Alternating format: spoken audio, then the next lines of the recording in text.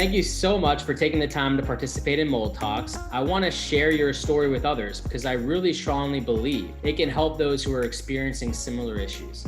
So without further ado, I'm going to introduce you to Dana Childs. Dana, share some of your story. Yeah, thanks, Michael. It's so great to be here. I'm really passionate about mold because I've just had the most horrific experience with it, which makes you really passionate about something. I'm based currently in North Carolina. I do intuitive energy healing work. So it was extra frustrating to be an intuitive and an energy healer and not be able to figure it out and heal myself. It was really hard. So I've become very passionate about mold.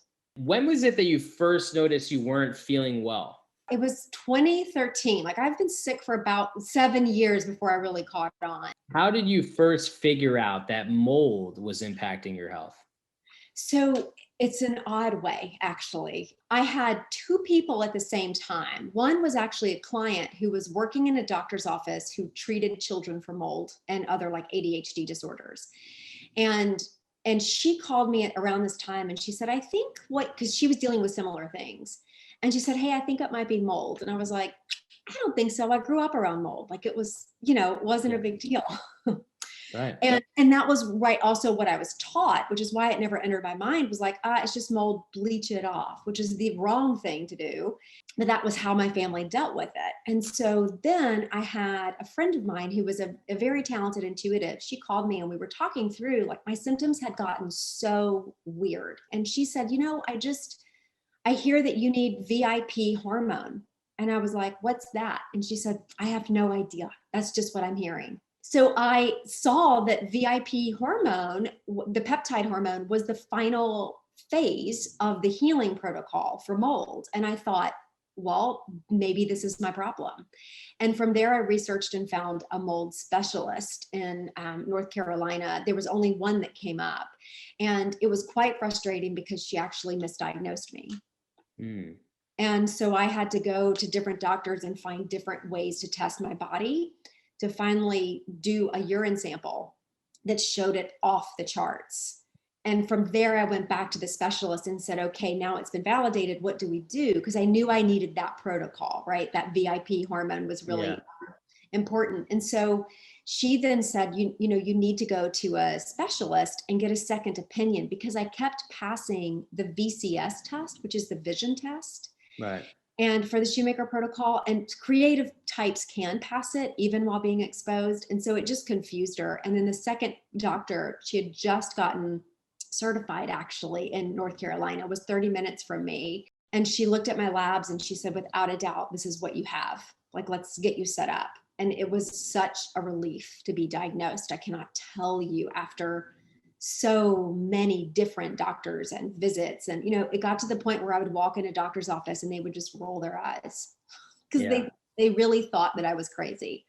And so that's where I found it. That's where I found out that was what was going on with my body at first. Got diagnosed. Thank you for sharing that. And you're not crazy. A lot of clients tell me they go from doctor to doctor to doctor to doctor. Yep. How many doctors did you go through before you finally pinpointed one that explained that it's definitely due to toxic mold exposure? And feel free to count on your hands if you need. 6 doctors, Wow. Medical doctors. There was also a functional medicine doctor. There were 2 of those. There was a naturopath. But my acupuncturist in the beginning said, do you think it could be mold? And I said, nah. And I totally blew it off. And I always think about that. That would have saved me 6 years of a journey. When you're raised to not think about it, or it's not environmental, you're not environmentally aware, you really don't know until it hits you or someone you know. A lot of people, they just are in disbelief that mold can cause, or any indoor pathogens can cause, these types of debilitating health effects. It's years of their life that gets wasted with them not feeling well before they finally wake up and say, I should probably check my house. I just kept thinking, like, maybe I'm doing energy work wrong. Like I could not make sense of it because the doctors kept saying, you're fine. Like everything's fine. Can I ask you, what were some of your symptoms? So my symptoms started with my immune system just failing me. I would get bacterial infections. I wouldn't feel good. I would get headaches out of nowhere. I would feel fine 1 minute and then my whole body would just shut down the next. That was sort of the biggest thing. Then my hormones went off and I didn't realize it because they kept showing up normal on the panels. But what was happening was that I had no testosterone. And so I had no energy. I had no energy. I had no drive. I had no libido. And my brain, like I just couldn't think well. I really am a researcher and I pride myself on like being quick on my feet and writing well and all these things. And what I used to be able to get done in like an hour, it would take me a day. And I just had to go really slowly. Right. And I stopped kind of doing socializing. Like I didn't feel like I wanted to be around people. I felt really down, low, and depressed. I had aches and pains every morning. I would wake up and my joints would hurt, every joint in my body. So I kept saying like, oh my God, I don't know how I've aged this much. I thought I had arthritis for a while because I couldn't figure out why my thumb was so painful. I had bloating. That's what really put me on the search for figuring out my body, was because the bloating and the digestive issues got so severe that I would eat like a piece of celery like that, and I would go from a flat stomach to looking 9 months pregnant. Wow. And then it just became like I became reactive to everything. Everything I would eat, it would bloat up, and the headaches were horrible. I mean, the symptoms were insane, and I kept feeling like I had a bladder infection. And I kept going to the doctor and being like, can you just test this? And she's like, you do not have one. And she would test it. She's like, you're negative. And I'm like, but I have all the symptoms. And I had, allergies that I didn't usually have, seasonal allergies. Suddenly I had seasonal allergies, and then it became just allergies all the time. So it was this plethora of things that did not make sense. So you would say that this definitely impacted your normal day, everyday life. Oh my God. It took down my relationship. It took down my social life. And the only thing I could do was to work. All I could do was to work, because I do intuitive energy work, and I would do it on the phone. And so I would pick up the phone, I would do my clients, and then I would hang up the phone, and then I would pass out. I'm so sorry. Yeah, thanks. But I think it's more common than we know. And so I'm so happy that you're doing this, because Yeah. I get clients who will call me and they can't figure out their symptoms. And I'm like, it's mold. Like, Yeah. find the mold. And then every single time they will email me back, oh my gosh, you were right. You were right. Yeah. Do you Yeah. remember the worst day that you had experienced when dealing with this? And what was it like? The worst day, it was just like a regular day. I got up, I didn't have clients that day, and my whole body ached so badly. And I was bloated to where I was so afraid of eating. Like, I got afraid of eating, actually. So I would not really eat food unless I was really, really hungry. And I would go days of fasting just to have some relief in my body. So I was probably hungry, right? Malnutritioned out the wazoo, like didn't have nutrients. And I was tired, and I woke up and everything ached, and I felt like a whale because my belly was so huge.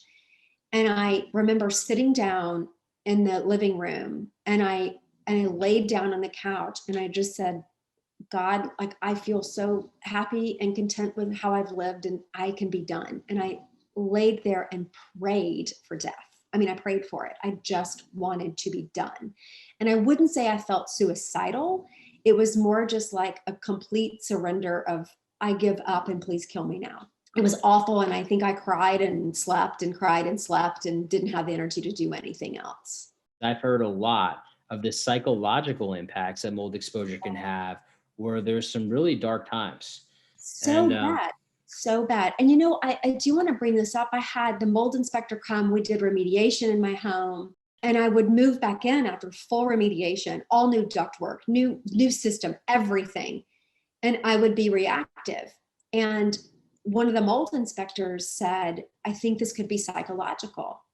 mm, And I was like, this is not psychological. I probably dropped a few F-bombs because I was so frustrated. And I was yeah, like, this is my body telling me I'm reacting to something that you guys haven't found yet. When I moved into a clean space, I had gone to my house and I had gotten a blanket that had been washed with vinegar and all the ways I had read to clean fabrics. And I brought it over and I covered up with it. I went to sleep. Within 2 hours, I woke up fully symptomatic again.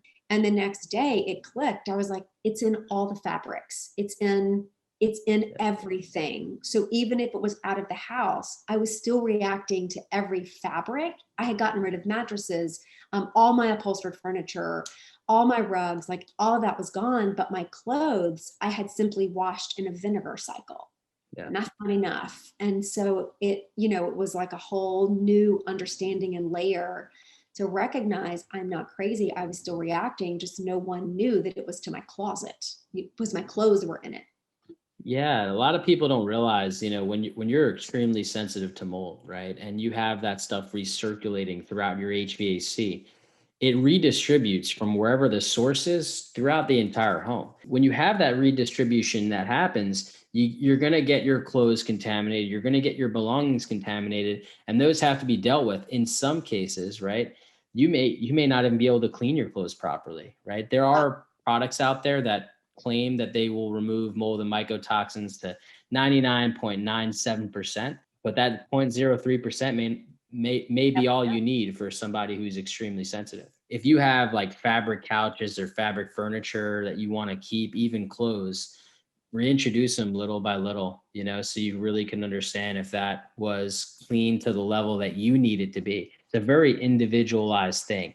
It's all about what you need it to be. And listening to your body is a huge factor in the decision making process, because obviously, if you're still having a reaction, it's time to discard that item. When did you finally start feeling better? Maybe not 100%, but start feeling better. There were two times. Once was in the middle of remediation. I stayed with a neighbor of mine. And within the 2 weeks that I was there while the home was being remediated, I felt tons better. When I got back in the home, I started going downhill again.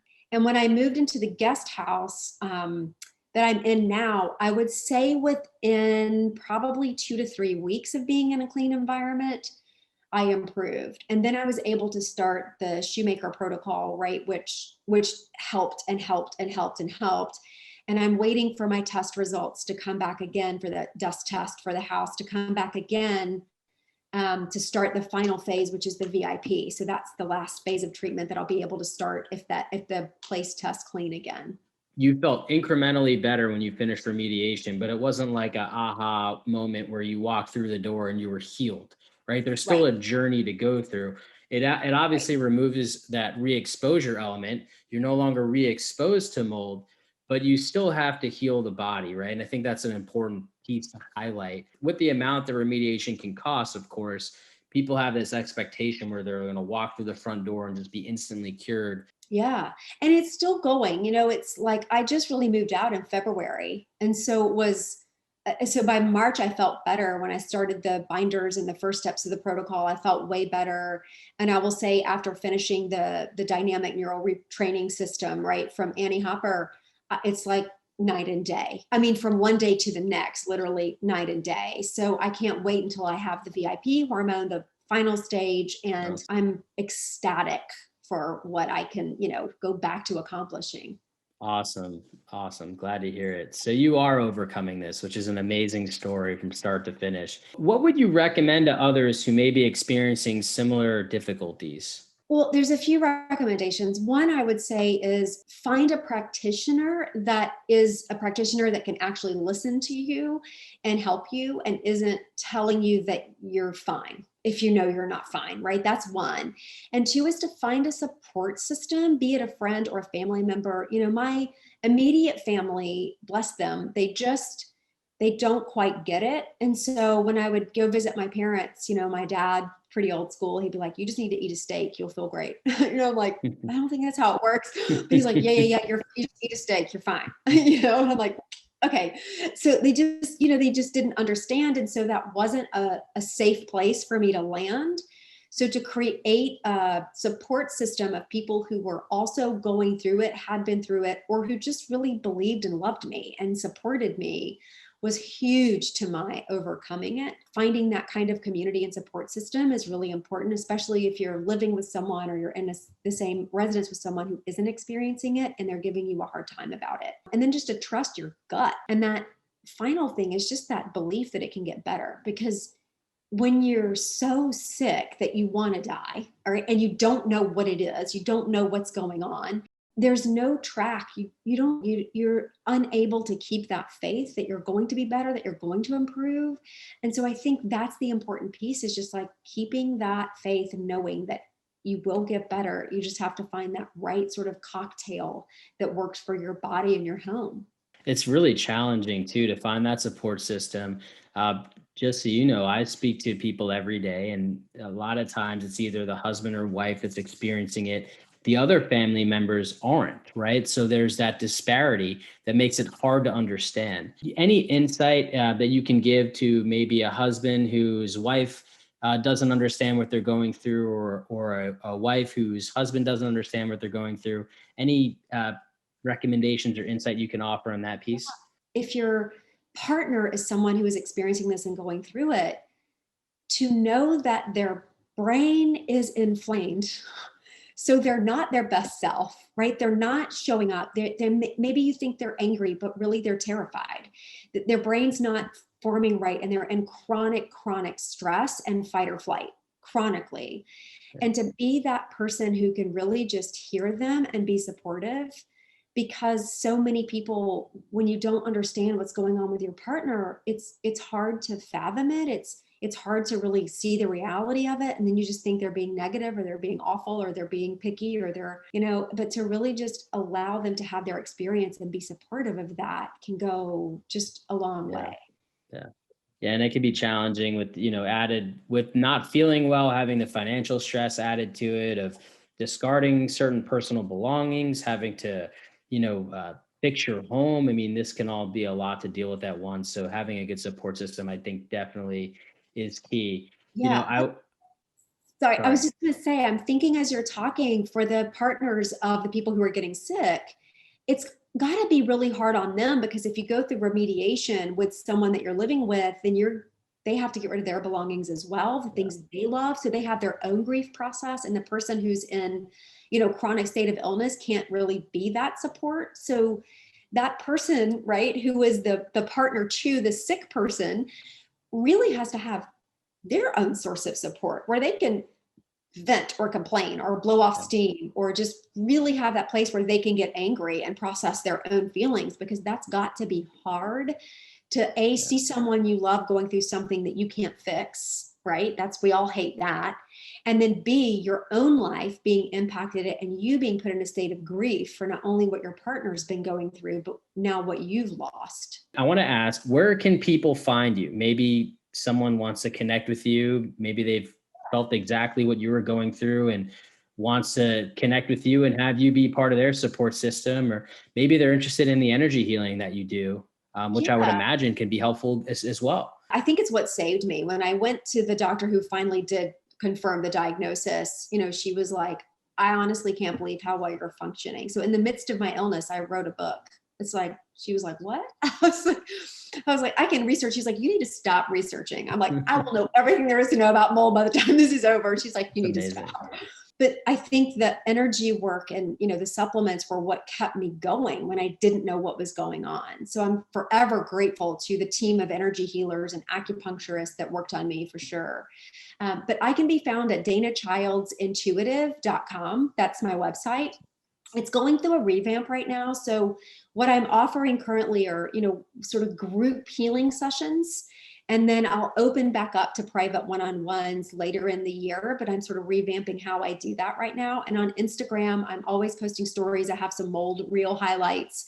And I'm always posting in the stories and just the comments about how you can take care of your energy system.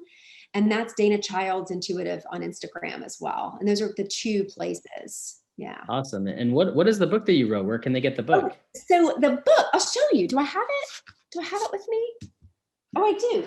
The book is available. They can order it. And it's called Chakras, Food, and You. It's co-written with a friend of mine named Cindy Dale.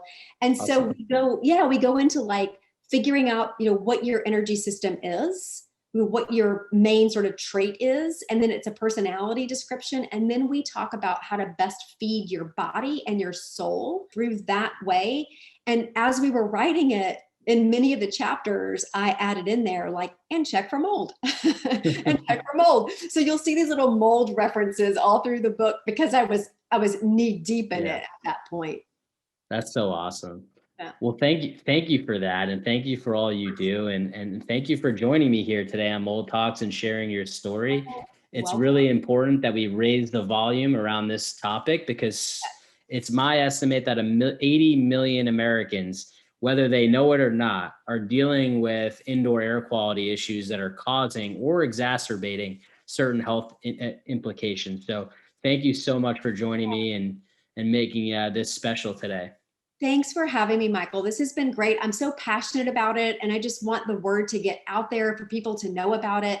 And also, we didn't talk about this. I'm sorry to tack on this at the end here, but Okay. the way that mold and the air quality impacts pets, it's huge. I mean, you know, my dog stopped walking. I've heard of other dogs who actually died from it. There was a cat that was undergoing surgery, and when they actually opened the cat up, it died in surgery, and the clients thought that it was anesthesia. And when they opened the cat up, it was full of mold. And so, you know, it really does impact our animals. And if we're, you know, 100 to 200 pounds, they're, you know, what, 5 to 100 pounds, it's really impacting their little bodies. So my new mission is to figure out how to treat an animal for mold, because most vets aren't familiar or don't understand, you know. It's a whole new frontier. And not only do you have mold, but we have the toxins produced by mold that also impact animals. So now you bring an important light on a topic that even not only for us we have to worry about, for our animals too. Yeah. Well, that was, interestingly enough, what came back in my results. I ended up doing the Genie test for my genome structure, just to get all the answers. And what came back on that was that what I was actually reacting to was less so the mold and more so the actinomycetes that are produced, right? The bacteria and the nasty stuff that the mold produces. And there was one in there that the mold inspector was like, this is a really interesting type that they found in my house. And she said, this particular type of bacteria has been linked to children cutting themselves. Wow. And I thought, whoa, because when I lived with my ex-partner and his son, he went through a phase of cutting himself. And then after we moved, it stopped. And so it just made all these things that we think are weird or psychological or just our body doing weird things, acne, right? I mean, there are actinomycetes that can cause acne. All of these things were being produced in the air and floating invisible in the air in our home. And when we can't see it, we have a hard time believing it until it impacts us. Yeah, and I think we've just really touched the tip of the iceberg when it comes to the studies really that need to be done, because there's 100,000 different species of molds. There's only a handful of mycotoxins that we actually know of. Actinomycetes is really a new fundamental technology that people are testing for now. So where we are and where we need to be is very far apart. But it's good because people like us, we're advocating for change, right? And so eventually there will be more medical studies driven towards exposures from mold, mycotoxins, and the bacteria that mold can create as well. So yes, it's really amazing, you know, kind of the technology and the fundamentals that have kind of made themselves brought to light. So thank you very much for your time today and sharing your story, and I really appreciate it. Yeah, thank you so much for doing this.